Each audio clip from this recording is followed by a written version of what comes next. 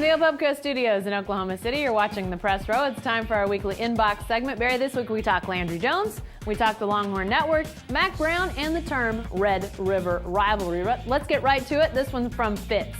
He says, Landry Jones does not wear a wrapper on his arm, referring to it before starting a play, as other quarterbacks do. Is it because he has every play so committed to memory that he doesn't need to have any notes? Now, obviously, we're talking about the quarterback band that has all the stuff on their arm. The cheat sheet. The cheat sheet, exactly. What about this? Well, I got to tell you, this Fitz asked me the question. I didn't know the answer, so I went straight to the horse, and I asked Bob Stoops, why doesn't Landry Jones have a cheat sheet?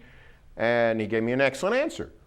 When the Sooners went to the no huddle, all of a sudden you didn't need it. Landry Jones doesn't have to memorize plays or remember what they send in the formation, they send in the play. So unless he needs a cheat sheet to tell him what all those signals are and all those, all those codes, all that color stuff, then he's set. So no huddle means no cheat sheet. They send it all in from the sideline. Yeah, I mean, and I think it's they send a lot in from the sidelines, both hand signals and those massive placards that they have. And you'll even see the guys look over right before the snap. Are they going to change the play? So a lot of information coming from the sidelines. Not anything that's sort of new. We see that a lot in college football now with the no huddle. So probably a lot of other quarterbacks, if we looked hard, are not wearing those as well. All right, back to the inbox. This one comes from Mark. Mark says, well, the Longhorn Network is starting to grow on me. Watching the Horns' post-game grim analysis was pretty spectacular, interlaced with the advertisements of Mack Brown breaking down games and competitors. Now that is good stuff. Barry, who would have thought this would be the benefit of the Longhorn Network? I tell you, I don't understand all the rancor towards the Longhorn Network. Ever since Texas football signed up with the Longhorn Network, it's gone in the crapper. I mean, the Horns were terrible after they signed the Longhorn Network and formulated the idea. And it's really been remarkable. I mean, the Longhorn Network is tailor-made for a program that's going great guns and playing in national title games the way the Horns did in 05 and 09. But since that Alabama game, Texas is 17-14. So they've been a mediocre program with the Longhorn Network. People, we ought to embrace the Longhorn Network. OU and OSU fans might need to do that. Yeah, and it is on a lot of cable carriers here in Oklahoma. And I'm sure after that game on Saturday, there were a lot of people that just wanted to see exactly what the talk was over in Longhorn land. Probably got a lot, and there's probably a lot of Longhorn fans that were just as well not to watch any of that. All right, back to the inbox. This one from Eugene. Eugene says, Mack Brown will not return as Texas head coach next year, but will be replaced by Les Miles. Wow, Eugene knows some stuff here, Barry. Say it ain't so. Please, are you kidding me?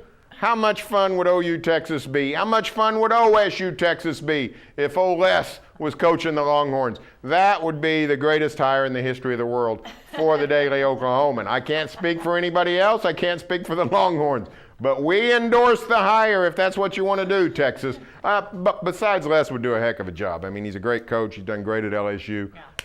He would definitely bring some fire back to those rivalries. Well, isn't it amazing? A couple weeks ago, everybody was thinking Texas had righted the ship, and Mack Brown comes into the post-game press conference in Stillwater and talks about how well they'd played, how great they'd played, how great David Ash had played, how great the defense had played. Now 2 weeks later, he has to stand up in his press conference and say, I'm not quitting, I'm not leaving. How quickly have things changed, Barry? It's been amazing. And it wasn't even the West Virginia loss. People were still sort of excited. Hey, it was a great night at Austin. They played great, just happened to lose. Yeah, one game has opened the floodgates. And by the way, I'm on board also with the Les Miles hire. If you want to do that, Texas, I'm all for it. All right, back to the inbox for one last question. This one from Fred.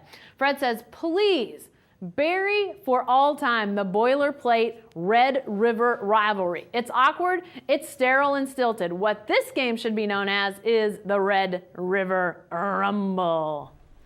I actually sort of agree with Fred here that the Red River rivalry is very tough to say. Now, of course, anything with an R is tough for me to say. I mean, I had to go to speech when I was a kid because I couldn't say my R's. Still can't say them all that well. It's really curtailing a great career in video. But anyway, here's my problem with the whole thing. The game's not played on the Red River. I keep telling them that. We're about 6 blocks from the Trinity River every year in Dallas. Why isn't the Trinity River Rumble or the Trinity River rivalry? I don't understand this. We're 80 miles from the Red River, and we keep referring to it as the Red River. It's the Trinity River, folks. It's in Dallas, Texas. Maybe they want to build a stadium by the WinStar down there, and we'll have the game on the banks of the Red River. What do you think about that? Don't give the Chickasaws any ideas. Believe me, the Red River rivalry, tough to say, but it's going to be really hard to change what this thing's known as.